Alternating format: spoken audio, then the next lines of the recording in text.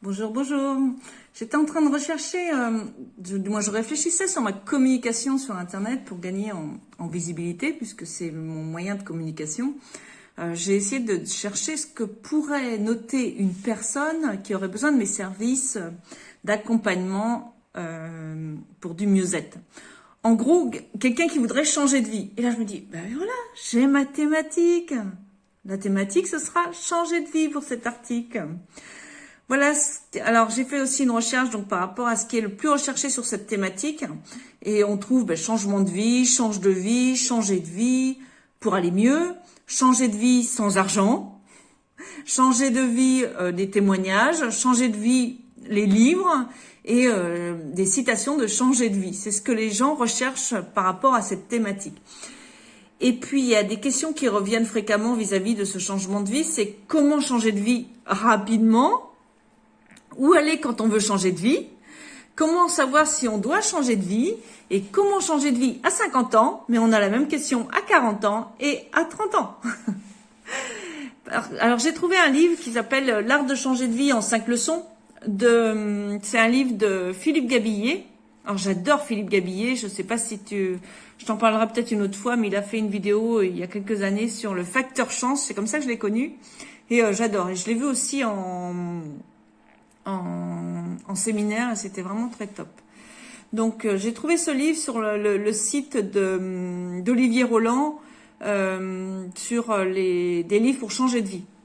Donc c'est sur ce texte que je me suis inspirée pour faire cette vidéo. Alors qu'est-ce que changer de vie? Changer de vie, en gros, mais c'est un raccourci. Car parce qu'on n'a qu'une vie, on peut pas changer de vie en fait. On n'a qu'une vie. Ce que l'on souhaite en réalité, c'est modifier quelque chose dans sa vie. C'est changer, c'est modifier la manière, la façon dont on vit, dont on expérimente la vie. Mais ce qu'il faut savoir, c'est qu'il y a une loi qui s'appelle la loi d'impermanence. Et je vais te citer je vais te dire une citation de Bouddha. Tout ce qui naît meurt, tout ce qui a été réuni se sépare, tout ce qui a été construit s'écroule un jour. Et Lavoisier disait, rien ne se perd, rien ne se crée, tout se transforme. En fait, la vie n'échappe pas à cette règle. Tout est en mouvement, tout en change. C'est le principe de la vie. Nous nous adaptons à ces changements de vie tout au long de notre existence. Mais ce que l'on souhaite avant tout, ce sont des changements de vie entre guillemets, positif, agréable, qui améliore notre vie. Mais souvent, ce sont des événements marquants comme un décès, une séparation, la perte d'un emploi, d'une situation, etc., qui nous font prendre conscience de la valeur de la vie et qui nous poussent à cette réflexion à vouloir un changement de vie. On pense à changer d'environnement physique, de lieu de vie, d'entreprise, de bureau, etc. Ou alors on pense changer de relationnel, on quitte des personnes, on s'éloigne d'autres. Et à l'extrême, c'est le désir d'un changement radical, on recommence à zéro, on fait reset, on reconstruit sur de nouvelles bases. À mon sens, et pour ma part en tout cas, je fais le choix plutôt de me changer moi, de changer mes points de vue, de changer la façon de voir les choses, puisque je suis l'actrice principale de ma vie, et ce choix en fait ne dépend donc que de moi. C'est pour cela aussi que j'ai créé le programme où je t'accompagne, qui s'intitule 110 jours sur ton chemin d'épanouissement personnel, pour pouvoir t'accompagner sur ce changement, mais t'accompagner surtout dans ta façon de voir les choses et de te motiver pour aller vers du mieux-être. Alors le changement peut s'effectuer sur 3 plans. Il y a notre environnement physique.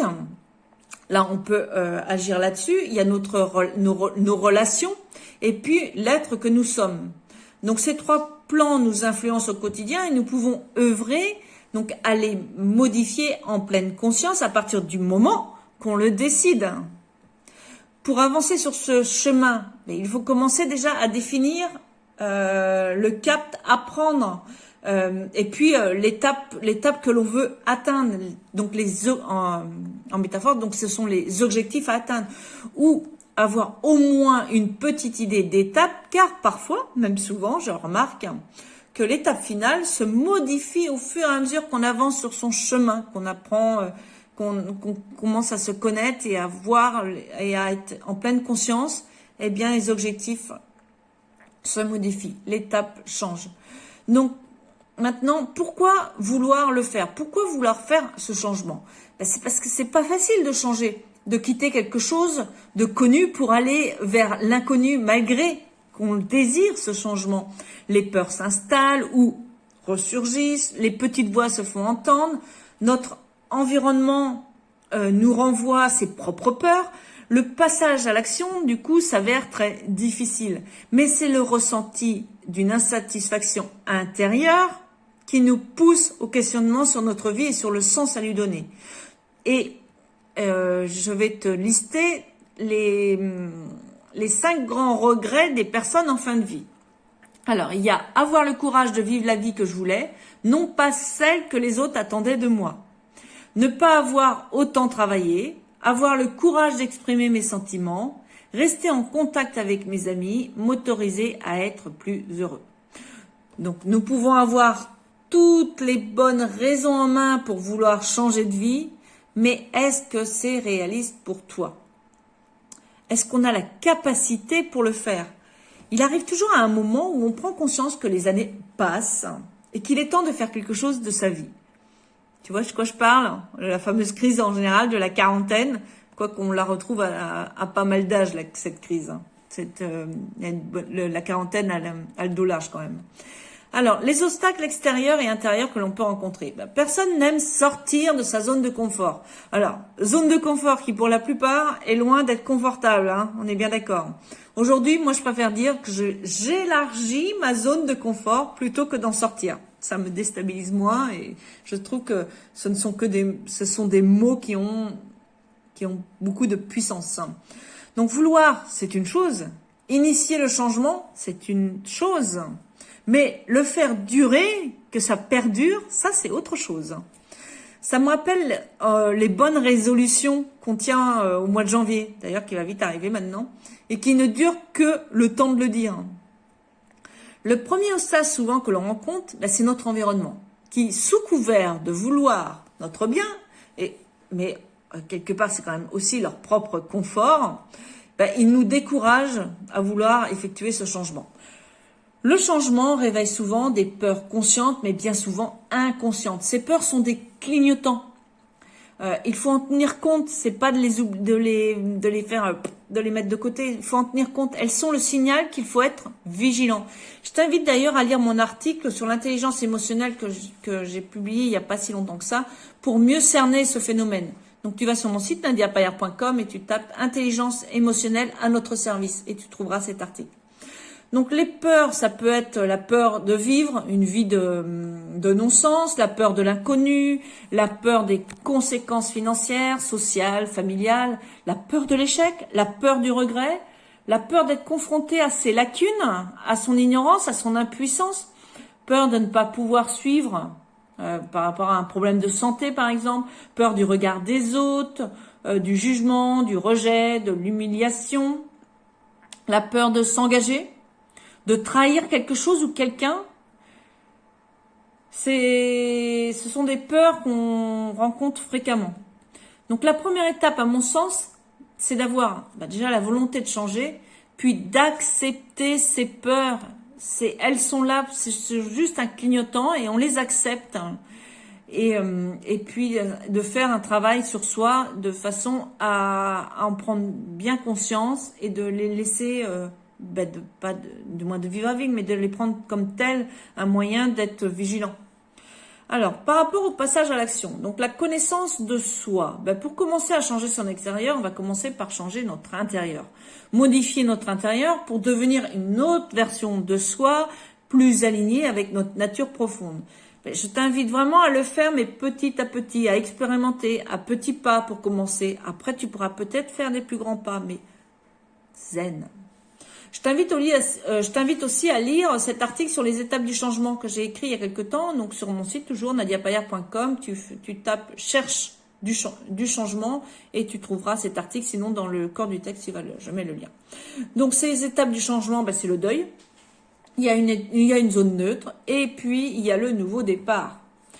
Donc déjà quand on parle de nouveau départ, c'est quel changement souhaites-tu? Pour entamer ton changement, ton chemin vers un changement, il est bon de s'interroger sur quelle direction prendre, comme je l'ai déjà dit, vers où tu veux aller. Ça, c'est la première question que tu dois répondre. C'est ce que j'appelle l'étape de la détermination et de la clarification des objectifs. Dans mon programme sur 110 jours, là, sur ton chemin d'épanouissement personnel, c'est la 3e période où on aborde ça et on le fait en détail, etc. tous les jours. Donc, sous couvert de s'informer aussi, alors ça aussi c'est un point important, sous couvert de s'informer, donc par les lectures, les formations, les vidéos, les stages, les témoignages, etc., souvent on procrastine. C'est-à-dire qu'on a l'impression, ça donne l'impression de faire quelque chose, mais est-ce qu'on avance vraiment? Tu me diras, c'est jamais inutile de se former, mais si ce n'est pas pour aller vers où tu souhaites, à quoi ça sert? N'attends pas que tout soit parfait pour commencer à faire le premier pas, car tu risques de ne jamais démarrer. Tu vas rester sur place, en fait, tu vas piétiner. Et puis, comme le dit Nelson Mandela, je ne perds jamais, soit je gagne, soit j'apprends. Donc, faut pas avoir peur non plus des échecs. Alors, les habitudes. J'adore les habitudes. Tu peux retrouver aussi des articles là-dessus que j'ai écrits sur les habitudes. Changer de vie, c'est d'abord de petits changements d'habitude, de rythme, qui créent une nouvelle configuration de vie dans laquelle nous pouvons réaliser nos aspirations. Alors, 10 idées pour réaliser son changement de vie. Alors, ces idées, c'est pas de moi, elles sont proposées par Philippe Gabillet dans son livre. 1, donc là je vais te les lire. Changer de vie est toujours possible, mais pas toujours souhaitable. Parce qu'il faut bien se poser les bonnes questions. Tu veux changer de vie, mais qu'est-ce que ça va enchaîner derrière? 2, dans une vie, on ne peut ni tout choisir, ni tout changer. Mais c'est avec ce que l'on choisit de changer que l'on va faire la différence. Mets le focus sur ce que tu as le pouvoir de modifier. Je t'invite vraiment à prendre conscience de ça. Mets le focus sur ce que tu as le pouvoir de modifier. Ok? 3, avant de changer de vie, il est conseillé... Avant de changer de vie, il est conseillé de comprendre la nature réelle de l'insatisfaction ou du manque ressenti dans la vie actuelle. Comme je te le disais, commence par te connaître et savoir pourquoi tu réagis ainsi à telle ou telle situation. La connaissance de soi est un outil très puissant pour bien avancer et avancer beaucoup plus sereinement sur son chemin. 4.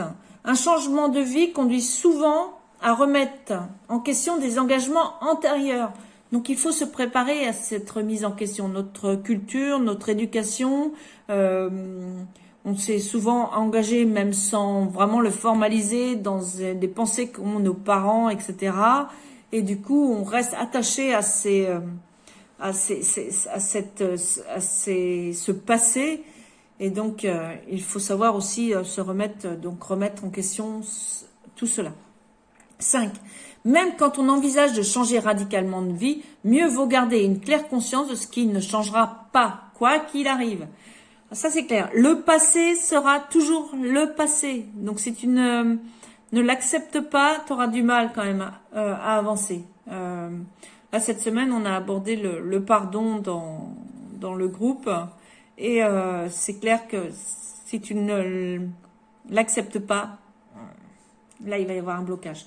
6. On change d'abord ses actes. Les pensées suivront. Je n'étais pas tout à fait d'accord là-dessus. Ça m'a titillé, cette phrase. Attendre d'être prêt est le meilleur moyen de ne jamais se mettre en action. Là, ok. Mais c'est vrai qu'on peut changer nos pensées. Moi, je pense aussi, du moins je me dis que c'est aussi une façon de penser qui nous permet d'avancer. Mais il faut aussi se mettre en mouvement. J'avais souvent un mantra qui me disait quand on veut, on peut. Et je rajoutais tout le temps, oui, quand on veut, on peut, ça c'est clair. Mais il faut aussi passer à l'action, on agit. D'accord? Alors, 7. Tout changement de vie commence par une fin et finit par un commencement. Ah, j'adore cette phrase. C'est clair qu'il faut bien identifier ce qui s'achève et puis ce qui va débuter. 8. Le changement de vie est une expédition risquée qui requiert un camp de base. Ça, c'est clair. Il faut bien se connaître ses ressources, ses valeurs, etc., sur quoi on peut s'appuyer. Et puis, parce que tout ça, bien se connaître, la connaissance de soi, connaître ses ressources, connaître ses valeurs, mais ça va t'aider en cas d'obstacle. Et ce qui est sûr, c'est que tu en auras des obstacles sur ton chemin. 9. Tout changement de vie réussi est une création collective. Tu ne peux pas laisser les autres de côté. Ils sont également acteurs de ton changement. Ton environnement fera partie de ton environnement, à moins que tu souhaites vraiment de refaire un reset, remettre tout à zéro, mais donc ton environnement, il y aura toujours quelqu'un autour de toi, donc de toute façon, ça en fait partie. Donc il faut ces créations donc collectives. 10. Pour changer de vie, il faut accepter d'apprendre des choses nouvelles, en particulier celles qui nous manquaient, qui nous a manqué dans la vie d'avant. Changer pour apprendre et apprendre pour changer. Je rajouterai aussi que parfois il faut désapprendre avant de réapprendre. Ça c'est clair. Tu peux pas changer quelque chose avec de la même manière que tu agissais avant. C'est clair. Alors pour conclure sur cette thématique de changer de vie, tout changement commence donc, comme je l'ai dit, par une volonté. Une situation dont on ne veut plus, un ressenti d'insatisfaction. En règle générale, c'est dans ce sens-là, en fait. C'est un ressenti d'insatisfaction, puis après, donc une situation dont on ne veut plus, et là, on a la volonté, en fait, de vouloir changer. Le changement se vit en pleine conscience au quotidien, en modifiant petit à petit ses habitudes. Il perdure si tu te connais bien, si tu connais tes valeurs, tes compétences, tes ressources, etc. C'est important, note-le. Et maintenant, j'aimerais parler de toi. Et toi, qu'aimerais-tu changer dans ta vie? Quels sont tes rêves de changement? Qu'est-ce qui, aujourd'hui, te déplaît dans ton existence actuelle? Imagines-tu ce changement difficile, voire impossible, ou bien tout au contraire possible, réalisable? Tu sais que le changement est indispensable à la réalisation de ta vie, mais cela semble bien compliqué pour toi tout seul. Est-ce que c'est quelque chose, une réflexion que tu te fais? Alors, il te manque, une autre réflexion que tu peux te faire, c'est peut-être qu'il te manque tellement de choses pour ce changement que tu te dis, mais que ce changement peut pas s'amorcer, en fait. Il y a tellement un pas à faire que tu ne vois pas par où commencer. Si c'est le cas, merci de me le dire, je serais intéressée de te lire là-dessus. Donc, j'ai vraiment hâte de te lire. Tu peux me répondre directement dans mes mails, si tu le souhaites, à nadiapayarcoach@gmail.com en mentionnant cet article, donc changer de vie. Voilà, donc je te remets quelques liens. Donc je peux aussi, si tu souhaites être accompagné, je te mets le lien pour, du moins d'un article que j'avais écrit sur l'accompagnement. Donc n'hésite pas à aller le parcourir, à le lire. Et puis si le cœur te dit, je serais très enchantée que tu partages mes articles, mes publications, parce que si elles te plaisent, ça peut peut-être plaire aussi à ta communauté. Et puis ça m'aidera à mieux diffuser, à aider de plus en plus de monde et puis surtout à me faire connaître aussi, soyons clairs. Je te souhaite donc une très très belle journée dans la joie et la bonne humeur. Je te dis à plus tard, bien à toi et n'oublie pas de t'inscrire à ma newsletter pour participer au tirage du mois prochain. Allez, bye bye.